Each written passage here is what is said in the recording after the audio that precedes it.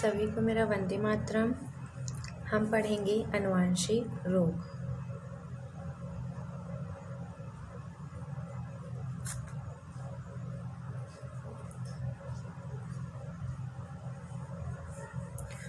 तो अनुवांशिक रोग, इससे पहले तक वीडियो में क्या पढ़ लिया था कि लिंग गुणसूत्रों में परिवर्तन के कारण से कौन सा अनुवांशिक रोग होता है।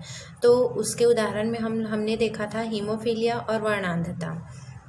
अब हम देखेंगे अनुवांशिक रोग के अंतर्गत कि हम जानते हैं कि हमारे शरीर पर जो क्रोमोसोम्स होती है ना, उसकी संख्या कितनी होती है। तो उसकी संख्या होती है 46। और यदि पेयर में बात करेंगे तो 23 पेयर उपस्थित होते हैं। इसमें से जो 44 होता है वो क्या होते हैं, दैहिक गुणसूत्र होते हैं, है ना। क्या होते हैं, दैहिक गुणसूत्र होते हैं। और जो 2 बचते हैं, यानी कि एक पेयर जो बचते हैं, वो क्या कहलाते हैं, लिंग गुणसूत्र होते हैं।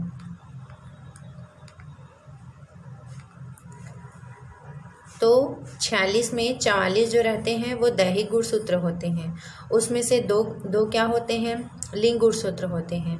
तो हीमोफीलिया जो होता है वह लिंग गुणसूत्र में परिवर्तन के कारण से होता है, ऐसा पढ़ा गया था।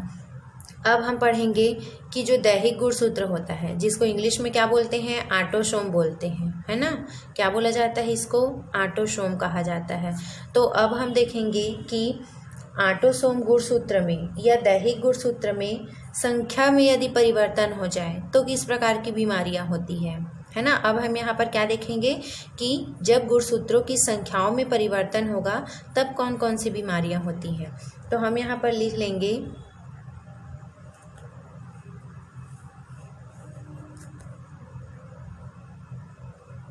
दैहिक गुणसूत्र की संख्या में परिवर्तन द्वारा उत्पन्न रोग। तो हम यहाँ पर देखेंगे कि जब दैहिक गुणसूत्र में या ऑटोसोम की संख्या में, हम जानते हैं कि ऑटोसोम की संख्या कितनी होती है, 44 होती है।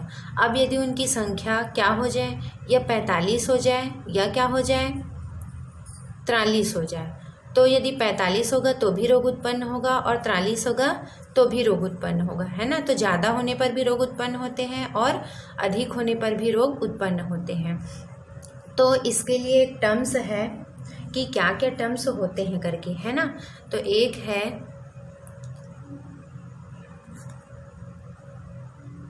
एकाधिसूत्रता, जिसको बोलते हैं ट्राइसोमी। एकाधिसूत्रता जिसको बोलते हैं ट्राइसोमी।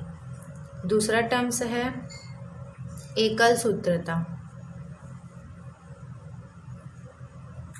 जिसको बोलते हैं मोनोसोमी। तो ट्राइसोमी और मोनोसोमी क्या होता है। एकाधिसूत्रता मतलब ट्राइसोमी, इसमें क्या होता है कि जो गुणसूत्र होते हैं, है ना, जैसे कि हम जानते हैं कि जो गुणसूत्र होते हैं वो हमेशा पेयर में पाए जाते हैं।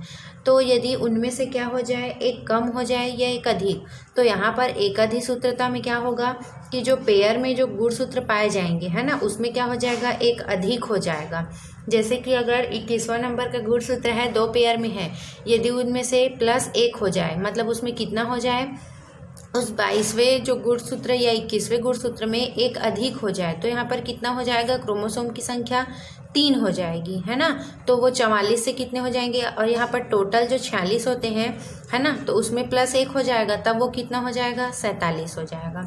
तो जब गुणसूत्र की संख्या में एक अधिक हो जाता है, 46 के स्थान पर यदि वह 47 हो जाता है, तब उसको बोलते हैं ट्राइसोमी। उसी तरीक़ा से मोनोसोमी में क्या होता है कि जब पेयर में जो गुणसूत्र होते हैं, है ना, उसमें से यदि एक माइनस हो जाए, तो यहाँ पर कितना हो जाएगा, एक बच जाएगा गुणसूत्र, और 46 में एक कम हो जाएंगे तो कितने बच जाएंगे, 45 हो जाएंगे, है ना।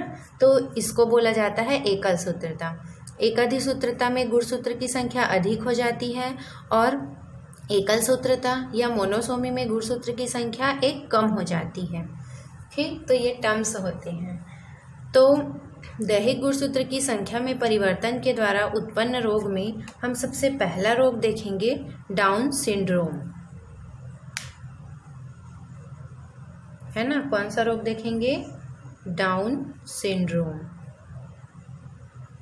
क्या होता है डाउन सिंड्रोम?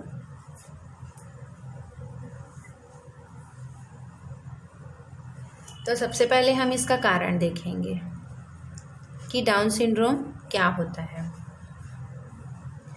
तो हम जानते हैं कि हमारे क्रोमोसोम्स, जो हमारे शरीर में क्रोमोसोम्स पाए जाते हैं, वह 23 पेयर होते हैं। तो जब इसका कारण है डाउन सिंड्रोम का कि 21वें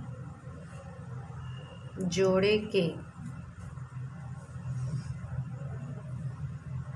गुणसूत्र में एकाधिसूत्रता हो जाए, है ना। डाउन सिंड्रोम का कारण क्या होता है कि 21वें जोड़े के गुणसूत्र में एकाधिसूत्रता, ट्राइसोमी हो जाए। क्या हो जाए? ट्राइसोमी हो जाए। मतलब 46 के स्थान पर एक अधिक हो जाए तो वो कितना हो जाएगा? 47 हो जाएगा, है ना। तो जब क्रोमोसोम की संख्या कितनी हो जाती है? एक अधिक हो जाती है। लेकिन कौन सा जोड़ा?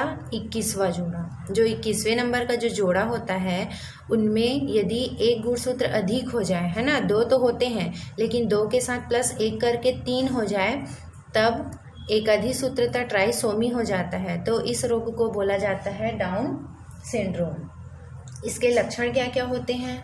तो इसके लक्षण में हम लिख सकते हैं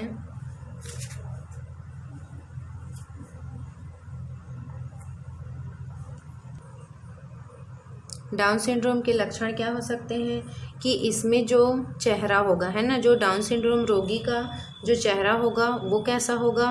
मंगोली के समान हो जाएगा, है ना। मंगोली जैसा चेहरा हो जाता है।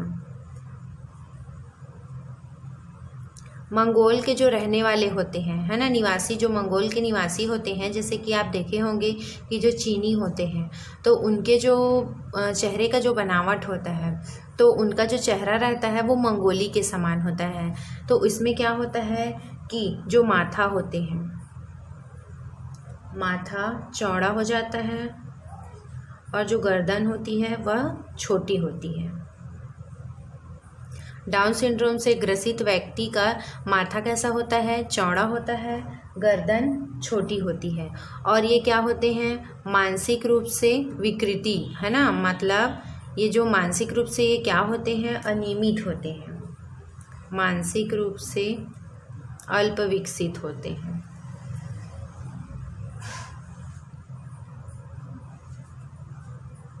तो डाउन सिंड्रोम के रोगी का चेहरा कैसे दिखता है? मंगोलों जैसा होता है ना।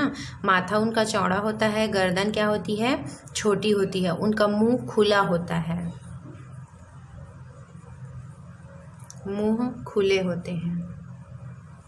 तो ये डाउन सिंड्रोम का क्या होते हैं? लक्षण होते हैं। और उनकी जो मानसिक रूप से जो उनके दिमाग रहता है ना, वो क्या रहता है? अल्प विकसित होता है। तो डाउन सिंड्रोम को कई नामों से भी जाना जाता है। तो डाउन सिंड्रोम को क्या क्या नाम से जानते हैं? तो इसको मंगोलियन जड़ बुद्धिता भी कहते हैं और मंगोलियन इडियट्स भी कहते हैं ना, क्योंकि ये क्या होते हैं? अल्प विकसित होते हैं। तो इसलिए अल्प विकसित होने के कारण से इस रोग को डाउन सिंड्रोम को मंगोलियन जड़ बुद्धिता, है ना। डाउन सिंड्रोम को क्या क्या नाम से जानते हैं? मंगोलियन जड़ बुद्धिता, और क्या बोलते हैं? मंगोलिज्म, इडियट्स भी कहा जाता है। ठीक है, तो इस प्रकार से था ये डाउन सिंड्रोम। तो क्वेश्चन हमेशा इस तरीक़ा से पूछा जाता है कि डाउन सिंड्रोम के कारण क्या हैं। तो आपको हमेशा ये वाला जो पॉइंट है ना, वो याद रखना पड़ेगा कि जो डाउन सिंड्रोम होता है वह 21वें गुणसूत्र में, है ना, एक अधिक हो जाने के कारण से जो 21वां नंबर का जो जोड़ा रहता है गुणसूत्र का, उसमें एक अधिक हो जाता है और वो 2 से कितने हो जाते हैं, 3 हो जाते हैं। और पूरे जो क्रोमोसोम की संख्या जो 46 होती है वो कितनी हो जाती है, 47 हो जाती है। तो इस कारण से डाउन सिंड्रोम होता है। डाउन सिंड्रोम में जो जीव होते हैं, है ना, उनके जो माथा है वह चौड़ा होता है, वह अल्प विकसित होता है, गर्दन छोटी होती है, वो चाइनीज़ के समान दिखाई देते हैं। इस रोग को मंगोलियन जड़ बुद्धिता भी कहा जाता है और मंगोलियन इडियट्स भी कहा जाता है, क्योंकि उनमें जो दिमागी तौर पर वो अल्प विकसित होते हैं, इसीलिए उनको मंगोलियन इडियट्स कहा जाता है। इसी तरीक़ा से डाउन सिंड्रोम के बाद हम अगला जो रोग है वह है एडवर्ड सिंड्रोम।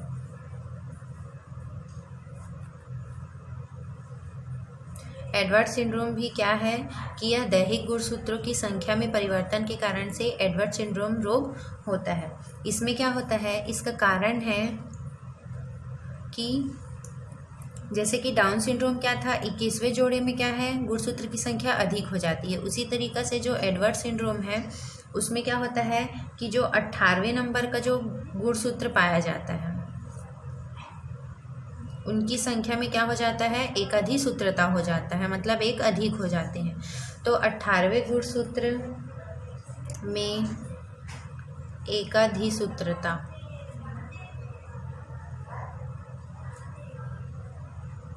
है ना। तो एडवर्ड सिंड्रोम का कारण क्या है कि 18वें गुणसूत्र में एकाधिसूत्रता के कारण से, मतलब हम यहाँ पर लिख सकते हैं कि गुणसूत्र की संख्या क्या हो जाती है, अधिक हो जाती है।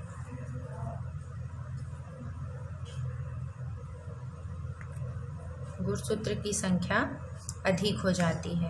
तो यहाँ पर 2 प्लस क्या हो जाता है, 1 होकर 3 हो जाता है, लेकिन कौन से, 18वें नंबर के क्रोमोसोम में, है ना।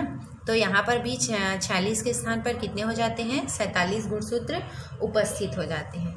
तो इसके लक्षण क्या क्या हो सकते हैं। तो एडवर्ड सिंड्रोम में क्या होता है कि विकृत सिर होते हैं। विकृत सिर मतलब जो रोगी होगा, एडवर्ड सिंड्रोम है ना, उसके जो रोगी होंगे उसके सिर कैसे रहेंगे, विकृत अनियमित आकृति के सिर पाए जाएंगे। गर्दन छोटी रहेगी, गर्दन छोटी रहेगी और जो अंगूठा रहेगा वो भी क्या रहेगा, छोटे साइज के रहेंगे, है ना। इनकी जो हथेली रहेगी तो उनमें जो उंगलियां पाई जाती है वो हमेशा क्या रहेंगे, मुड़े हुए रहेंगे, है ना, मतलब स्वतंत्र रूप से वो काम नहीं करेंगे। नाक कैसे रहेंगे, चोंच के समान रहेंगे, है ना। नाक जो है वह चोंच के समान लंबे होते हैं। नाक रहती है वह कैसे रहेंगे, चोंच के समान लंबे होते हैं। और क्या होता है, जो कान होते हैं वह लटके हुए होते हैं। तो इसमें हम लिख सकते हैं कान क्या होते हैं, लंबे होते हैं। तो इस तरीक़ा से था एडवर्ड सिंड्रोम, जिसमें क्या होता है कि इसका कारण है कि 18वें गुणसूत्र में एकाधिसूत्रता, मतलब एक अधिक हो जाता है। तो हमको कारण को ही याद रखना है। डाउन सिंड्रोम में 21वें जोड़े का जो गुणसूत्र है उसकी संख्या अधिक हो जाती है। उसी प्रकार से एडवर्ड सिंड्रोम में क्या होता है कि इसमें 18वें नंबर के गुणसूत्र में एक अधिक हो जाता है। इसी तरीक़े से अगला डिजीज़ है Patau syndrome. Down syndrome, Edward syndrome, उसके बाद अगला है पटाऊ सिंड्रोम। पटाऊ सिंड्रोम भी क्या है कि यह भी दैहिक जो गुणसूत्र होते हैं उसकी संख्याओं में अधिक या कमी की वजह से यह रोग होता है। तो इसमें क्या होता है, इसके हम सबसे पहले कारण देखेंगे कि यह किन कारणों से होता है। तो ये जो होता है वह 13वें नंबर के क्रोमोसोम के कारण से होता है ना। जो 13वां नंबर का क्रोमोसोम रहता है उसमें किसकी वजह से, एकाधिसूत्रता की वजह से। तो जो 13वें नंबर का जो क्रोमोसोम रहता है उसमें क्या हो जाता है, एक अधिक हो जाता है। मतलब वहाँ पर भी जो 13वें नंबर में जो 2 पेयर क्रोमोसोम रहते हैं उसमें +1 होकर वह कितने हो जाते हैं, 3 हो जाते हैं। और 46 के स्थान पर क्या हो जाते हैं, 47 गुणसूत्र उपस्थित हो जाते हैं। तो इसका हम लक्षण देखते हैं कि जो पटाऊ सिंड्रोम होता है उसके क्या क्या लक्षण होते हैं। तो पटाऊ सिंड्रोम में इस रोग से जो ग्रसित बच्चे होंगे, है ना, तो वह क्या होंगे, जन्म नहीं ले पाते हैं, है ना, गर्भ में ही वो क्या हो जाते हैं, समाप्त हो जाते हैं।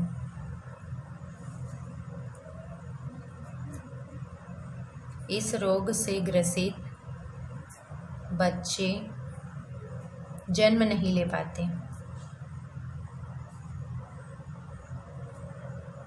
और यदि वह जन्म ले भी लेते हैं, है ना, तो वो क्या हो जाते हैं, जन्म लेने के बाद समाप्त हो जाते हैं। जन्म लेने के बाद उनकी मृत्यु हो जाती है। मतलब पटाउ सिंड्रोम के अंतर्गत, है ना, यदि कोई किसी भी जीव को यदि पटाउ सिंड्रोम है या किसी भी व्यक्ति को पटाउ सिंड्रोम है, तो यदि बच्चे को है ना, तो वो बच्चा जन्म ही नहीं लेगा और यदि वह जन्म ले भी लेता है तो वह अगर जन्म लेने के बाद उसकी क्या हो जाती है, मृत्यु हो जाती है ना। तो इस प्रकार से था ये पटाउ सिंड्रोम। तो हमने देख लिया कि दैहिक गुणसूत्रों की संख्याओं में परिवर्तन के कारण से होने वाले रोग। तो इसके अंतर्गत हम लोगों ने 3 रोग पढ़ा, डाउन सिंड्रोम, है ना, उसके बाद एडवर्ड सिंड्रोम पढ़ा, उसके बाद पढ़ा था पटाउ सिंड्रोम। अब हम देखेंगे कि लिंग गुणसूत्र की संख्याओं में परिवर्तन से क्या क्या रोग होते हैं। अब अगला देखेंगे, इससे पहले तक दैहिक को पढ़ चुके हैं, अब अगला देखेंगे लिंग गुणसूत्र की संख्याओं में परिवर्तन के द्वारा। हमें पता है कि जो लिंग गुणसूत्र होते हैं हमारे शरीर में, उसकी संख्या कितनी होती है, 2 होती है ना, और 1 पेयर, जोड़े में 1 होता है और संख्या में कितना होता है, 2 होता है। तो यह मेल में और फीमेल में अलग अलग प्रकार से होते हैं। मेल में क्या पाया जाता है, XY लिंग गुणसूत्र होता है, 1 जोड़ा, है ना, और फीमेल में कैसा होता है, XX होता है ना। तो इस प्रकार से मेल में लिंग गुणसूत्र XY 1 जोड़ा पाया जाता है, उसी तरीके से फीमेल में XX 1 जोड़ा पाया जाता है लिंग गुणसूत्र। तो यहाँ पर क्या होता है कि यदि इनकी संख्या में क्या हो जाए, परिवर्तन हो जाए, है ना, जैसे कि यहाँ पर मेल में क्या है, XY है, तो यदि यहाँ पर क्या हो जाए, XXY हो जाए, है ना, तो यहाँ पर X की संख्या क्या हो गई, 1 अधिक हो गई। उसी तरीक़े से यदि फीमेल में XXY हो जाए तो यहाँ पर Y की संख्या अधिक हो गई, क्योंकि फीमेल में Y तो नहीं पाया जाता, है ना। तो इस प्रकार से X और Y की क्या हो जाती है, दोनों में अधिकता हो जाती है। तो इससे कई प्रकार की बीमारियां उत्पन्न होती हैं, जिसमें पहला बीमारी है क्लाइनेफेल्टर्स, है ना। कौन सा बीमारी है, क्लाइनेफेल्टर्स।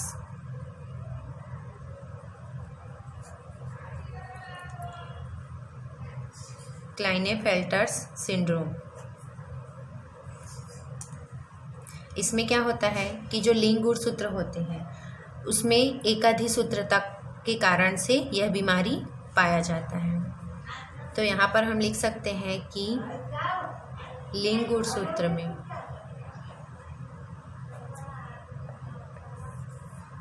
जो गुणसूत्र की संख्या होती है, लिंग गुणसूत्र में गुणसूत्रों की संख्या ट्राइसोमी हो जाती है, मतलब एकाधिसूत्रता हो जाता है, ट्राइसोमी हो जाती है। मतलब यहाँ पर क्या हो जाएगा, 1 अधिक हो जाता है, 1 अधिक हो जाएगा। तो यहाँ पर किस प्रकार से होता है, तो XXY इस गुणसूत्र के कारण से ही क्लाइनेफेल्टर सिंड्रोम होता है। इसमें क्या होता है कि जो 46 होते हैं उसमें +1 होकर कितने हो जाते हैं, गुणसूत्र 47 हो जाते हैं। तो यहाँ पर लक्षण देखेंगे, है ना। जो क्लाइनेफेल्टर सिंड्रोम है वह XXY की वजह से ही होता है। तो जैसे कि यदि हम मेल में देखेंगे, मेल में यदि क्लाइनेफेल्टर सिंड्रोम के यदि बीमारी है मेल को, है ना, तब वहाँ पर कैसा रहेगा, XXY। तो यहाँ पर मेल में X और Y होता है, लेकिन यहाँ पर एक X की क्या हो जाती है, अधिकता हो जाती है ना, X की अधिकता। तो कैसा हो जाएगा, यहाँ पर लक्षण क्या होगा मेल में कि X गुणसूत्र के कारण से, है ना, X की अधिकता के कारण से जो पुरुष रहेंगे उसमें जो वृषण है ना, उनके जो टेस्टिस होते हैं, जो उनके जननांग होते हैं, वह अल्प विकसित हो जाते हैं। तो मेल में यदि एक्स की अधिकता हो जाती है तो उनके जो वृषण होते हैं, टेस्टिस, उनके जो जननांग होते हैं, अल्प विकसित हो जाते हैं। मतलब एक्स गुणसूत्र की अधिकता के कारण से उनमें क्या हो जाता है, फीमेल में एक्स रहता है, अब ये मेल में आने की वजह से मेल में फीमेल के लक्षण दिखाई देने लगते हैं, तो उनके वृषण क्या हो जाते हैं, अल्प विकसित, मतलब इनमें शुक्राणु का निर्माण नहीं हो पाता है ना। उसी प्रकार जो उनके जननांग रहते हैं वो अल्प विकसित हो जाते हैं, जिसकी वजह से जो मेल होते हैं, नर है ना, वो क्या हो जाते हैं, बंध्य हो जाते हैं, बद्ध, स्टेरिल हो जाते हैं, है ना। जो नर होते हैं, मेल, वह क्या हो जाते हैं, स्टेरिल हो जाते हैं। इसका मतलब है कि वह संतान उत्पन्न नहीं कर पाते हैं। अब जैसे कि फीमेल में यदि क्या हो जाए, एक्स फीमेल में पाया जाता है, लेकिन यदि उनमें वाई उपस्थित हो जाता है ना, तो यहाँ पर क्या होगा, वाई की अधिकता या वाई की उपस्थिति के कारण से, वाई गुणसूत्र की उपस्थिति के कारण से फीमेल में पुरुषों के समान क्या आ जाते हैं, लक्षण दिखाई देने लगते हैं, पुरुषों के समान लक्षण दिखाई देने लगते हैं। महिला में पुरुषों के समान लक्षण दिखाई देने लगते हैं।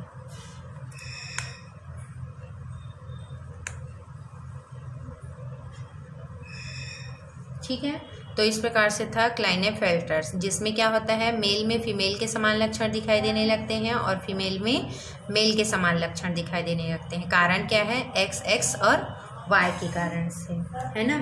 पुरुषों में स्तन का विकास हो जाता है, क्योंकि यहाँ पर एक्स की अधिकता हो जाती है, जिसकी वजह से पुरुषों में क्या होता है, स्तन का विकास होने लगता है, और इसको गाइकोमस्टिया कहा जाता है। पुरुषों में जो स्तन का विकास होता है उसको गाइकोमस्टिया कहा जाता है।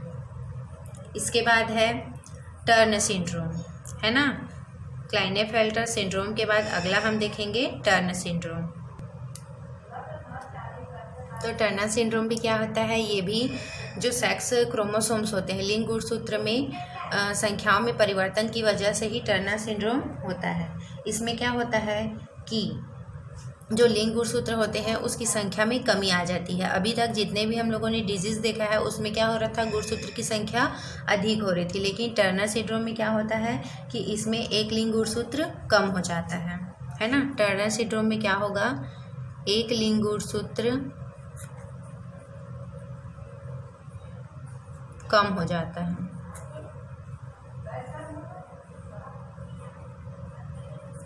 मतलब यहाँ पर क्या होगा कि जो 46 होते हैं उनमें -1 हो जाएगा, तो टोटल कितने हो जाएंगे, 45 हो जाते हैं। तो इसको क्या बोलते हैं, मोनोसोमी। अभी तक ट्राइसोमी पढ़ रहे थे, लेकिन अब एक गुणसूत्र कम हो रहा है, इसलिए इसको क्या बोलते हैं, मोनोसोमी कहा जाता है। ये जो बीमारियां हैं वह महिलाओं में पाया जाता है।